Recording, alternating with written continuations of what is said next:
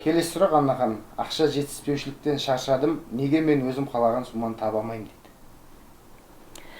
Жаңа біреу күйеуім жалқау деп еді, енді мына өзі жалқау емес пе екен. Көрдіңіз бе? Еңбек етсең ерінбей жетесің жететін жеріңе дегендей. Мүмкін өзіңізді әлі білмейтін шығарсыз. Мысалы, өзіңіз қызығатын жұмысты тапқан жоқсыз. Өзіңіз жақсы көретін жұмыс орнын тапқан жоқсыз. Сол махаббатпен, ғашықтықпен жұмыс орнына жүгірсеңіз, мүмкін ақша табатын шығарсыз. Ал мүмкін кішкентай кезіңізде ана үйірме, мына үйірме барған жоқсыз, сондықтан өзіңіз білмейсіз, сізге қандай жұмыс керек, сіздің қызығушылығыңыз неде жатыр. Біз қазір бақытты адам қандай дегенде, өзінің хоббиі үшін, өзіне қызық жұмыс үшін ақша алатын адам сол бақытты адам дейміз. Сондықтан сіздің хоббиіңіз бен сіздің жұмысыңыз екеуі ұштасып тұрса, сонда ақшаның астында қалатын шығарсыз.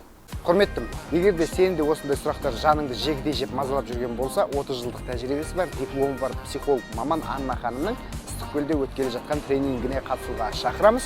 Бұл жерден сен өмірлік сұрақтарыңа жауап алып, жаның жай тауып, жаңа өмір бастап қайтатыныңа сенімім мол. Толық ақпарат профильде.